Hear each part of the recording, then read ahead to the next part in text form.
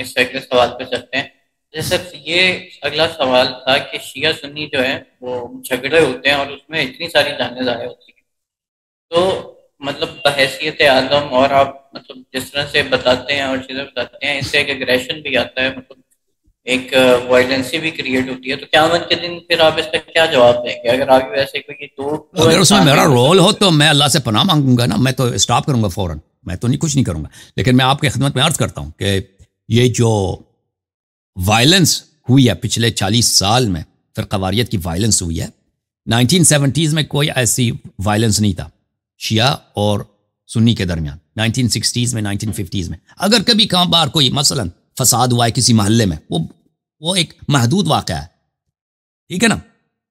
اس سے پہلے آپ جائیں انگریزوں کے زمانے میں کوئی نہیں تھا، یعنی ہندو مسلم کے درمیان فسادات ہوتے تھے، شیعہ اور سنی کے درمیان کوئی ایسا نہیں تھا کہ ایک دوسرے کی تکفیر کر رہے ہیں، ایک دوسرے کے علماء کو قتل کر رہے ہیں، ایسی کوئی بات نہیں تھی. ہو سکتا تھا کسی محلے میں کبھی لڑائی ہو جائے نا، ایک دوسرے سے فسادات ہو جائے، وہ بھی نادر طور پہ. لیکن 1980s کے بعد یہاں پہ کیا، وہ بہت ساری تنظیمیں بن گئی جن کا کام یہ تکفیر شیعہ، اور نہ صرف تکفیر شیعہ علمی لحاظ سے بلکہ عملی لحاظ سے شیعہ کو قتل کرنا، شیعہ کے امام بارگاہوں میں دھماکے کرانا، اور شیعہ کے امام بارگاہ میں جا کر جماعت کے وقت ان کو مشین گن سے ان نماز گزاروں کو قتل کرنا، ٹھیک ہے نا. یہ 1980 سے شروع ہو گئے. پہلے تو شیعہ علماء کو اسیسینیٹ کیا جاتا تھا، پھر شیعہ انٹلیکچوئلز کو، شیعہ تعلیم یافتہ حضرات کو، کاروباری حضرات کو، مشہور معروف حضرات کو. تو یہ جو ہوا ہے یہ ایک خود جوش، یہ ایک نیٹو بورن گراس روٹ ایک موومنٹ نہیں ہوا ہے. یہ اس چیز کا رد عمل تھا کہ ایران شیعہ جہاں بھی شیعہ رہتے ہیں ان کو اپنی سیاسی مقاصد کے لیے استعمال کرنا شروع کیا ہے. شاہ کے زمانے میں یہ نہیں ہوتا تھا. شاہ شیعہ تھا، وہ ایک ایسا شیعہ نہیں تھا کہ تشیع پہ عمل کرے، تشیع کی خدمت کرے، لیکن شیعہ تھا، 12 اماموں کو ماننے والا تھا. لیکن وہ ایک قوم پرست انسان تھا. اس کو کام نہیں ہے کہ بھئی پاکستان میں شیعہ رہتے ہیں، میں شیعوں کے لیے ایک پولیٹیکل پارٹی بنا دوں، ان کو اپنی حمایت کے لیے میں ان کو آرگنائز کر دوں، ان کو مینیپولیٹ. اس کا یہ کام ہی نہیں تھا، شیعہ کارڈ کھیلتا ہی نہیں تھا وہ. لیکن انقلابی ایران کے بعد خمینی صاحب نے کہا کہ میں مسلمانوں کا امام ہوں، میں پورے عالم اسلام کا ولی فقیہ ہوں، امام ہوں. تو لازمی بات ہے، سنی تو نہیں مانتے نا ان کو، سنی تو وہ کہتے ہیں ماشاءاللہ اچھی بات ہے، آپ نے انقلاب کیا، ہم آپ کے ساتھ ہیں، سپورٹ کرتے ہیں، لیکن یہ کہ آپ ہمارے امام ہیں، آپ کی طاعت ہم پہ واجب ہے، وہ کوئی نہیں ماننے کے لیے تیار نہیں تھا.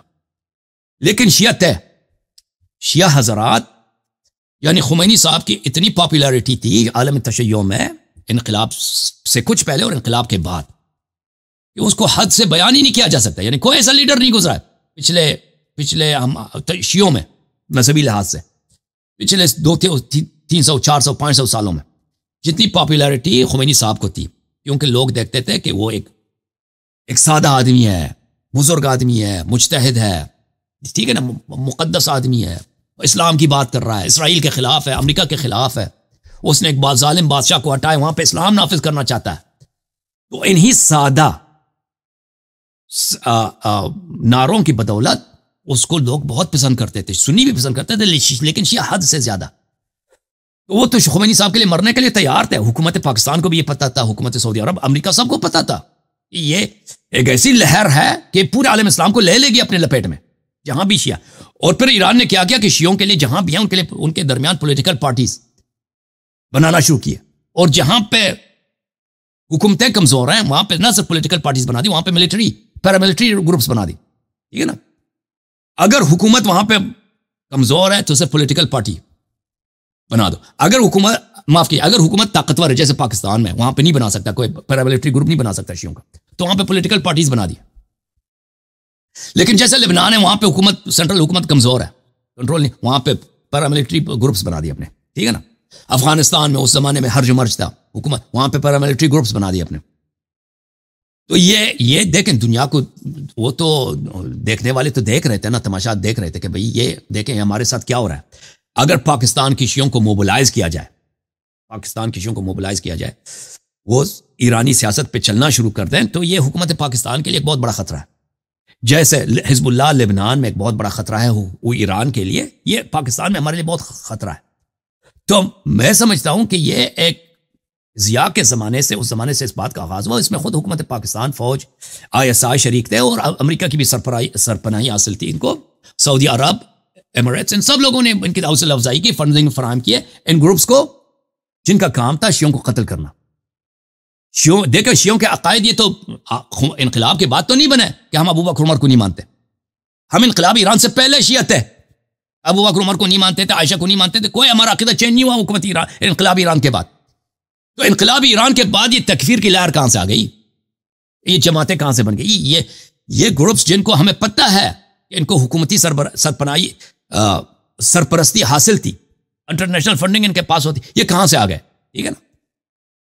تو یہ ایک ریاکشن تھا کہ انقلاب کی لہر کو روکا جائے، اور اس لہر کو روکنے کے لیے مختلف طریقے اپنائے گئے. پاکستان میں اس کا طریقہ کار یہی تھا کہ شیعوں کی تکفیر کیا جائے اور شیعوں کو قتل کیا جائے، تاکہ شیعوں میں وہ بات ہی نہ رہے کہ ایک پولیٹیکل پاور کے طور پر شیعہ آئیڈینٹیٹی کے ساتھ یہ پاکستان کی سیاست کو انفلوئنس کر سکے.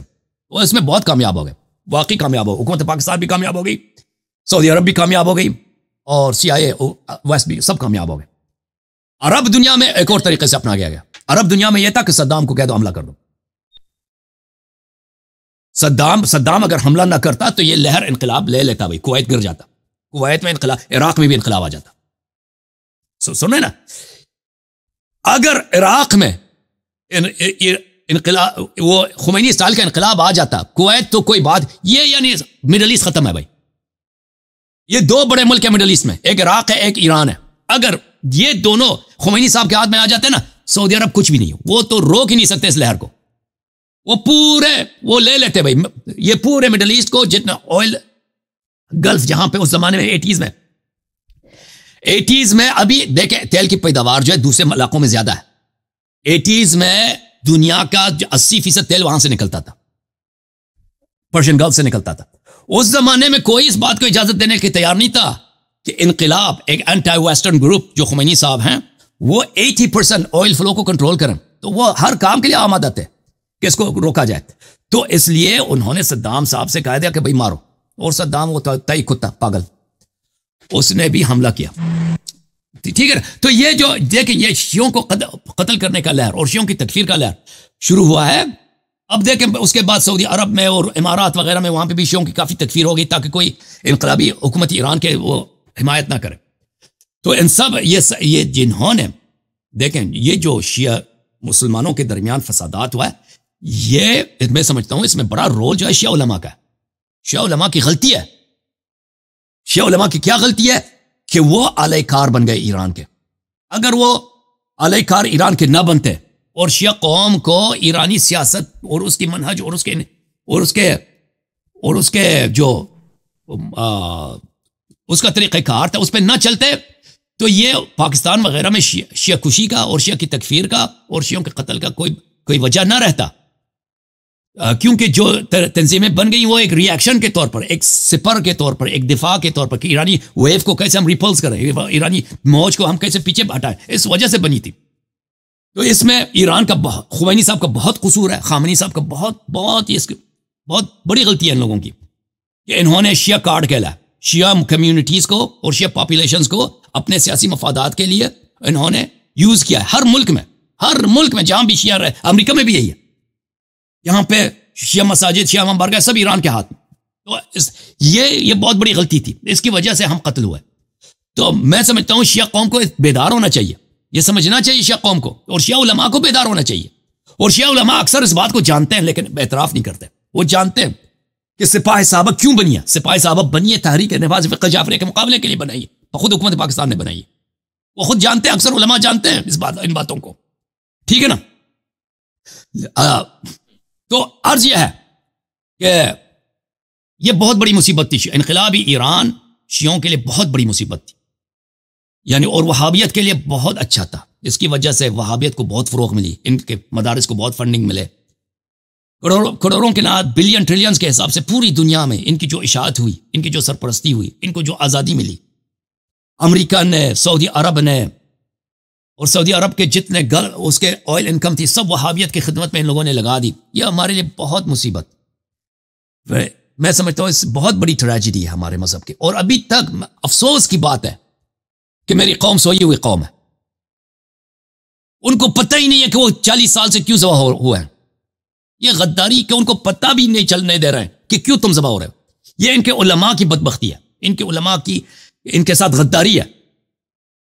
ہم شیعہ ہیں، جو پاکستانی شیعہ ہیں وہ ملک کے وفادار بنے، اور ملک کے وفادار ہیں، ایران کے اہلکار نہ بنے، اور ایرانی سیاست کے ان کے جیسے وہ ایک تھے نا پاکستان میں عارف حسینی، وہ وہی جو نعرے تھے خمینی صاحب کے، اس کو 100% اسی کو کاپی کر کے نا پاکستان میں ریلیز بناتا تھا وہ سید عارف حسین الحسینی، اسی کو کاپی کر کے ادھر پاکستان میں. یہ باتیں شیعوں کی تباہی کے سبب ہیں، اور شیعہ کبھی نہیں اٹھ سکیں گے، اور شیعہ کبھی ان کو یہ جو بین الاقوامی بڑی طاقتیں ہیں اور خود حکومت پاکستان، یہ کبھی ان پہ اعتماد نہیں کرے گا جب تک کہ یہ ایران کے اہلکار رہیں گے. یہ بڑی اہم بات ہے، اس نقطے کو سمجھنا چاہیے. لیکن مصیبت یہ ہے کہ ہمارے جو اکثر علماء ہیں، ان کی پرورش ان مدارس میں ہوتی ہے، یہ قوم جاتے ہیں، ٹھیک ہے نا، ان کی پرورش انہی مدارس میں ہوتی ہے جن کا کریکلم ہی یہی ہے، جن کا نصاب ہی یہی ہے کہ کیسے ایسے افراد کی پرورش کی جائے جو ایرانی سیاست کو دنیا میں پروموٹ کریں. اگر پاکستان جاتے ہیں تو پاکستان میں، ہندوستان جاتے ہیں تو ہندوستان میں. تو یہ شہنشاہ نقوی صاحب کسی اور بات کو سمجھ ہی نہیں سکتے، کیونکہ شہنشاہ نقوی صاحب اور ان جیسے افراد یہ ذہنی لحاظ سے برین واشڈ ہیں. یہ تصور ہی نہیں کر سکتے کہ ولایت فقیہ یہ جو ہم جس راستے پہ جا رہے ہیں خطا ہو سکتا ہے. یہ اہل بیت علیہ السلام کا راستہ نہیں ہے. افسوس کی بات ہے، صرف افسوس اور درد کا اظہار میں کر سکتا ہوں. شیعہ مجھے گالی دیں گے بہت سارے، لیکن میں کیا کر سکتا ہوں؟ جی میں جو کہہ رہا ہوں وہ حق ہے. جی سر.